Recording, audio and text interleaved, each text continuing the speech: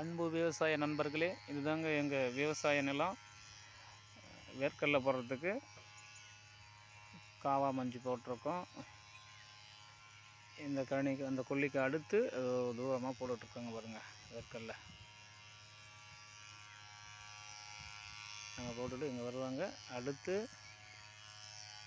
பக்கத்தில் இருக்கிற கழனி நடவுக்காக சேடை ஓட்டி வச்சுருக்கோம். தெரிஞ்சு பாருங்கள், இதுதான் எங்கள் மோட்டருடைய பம்ப் செட்டு.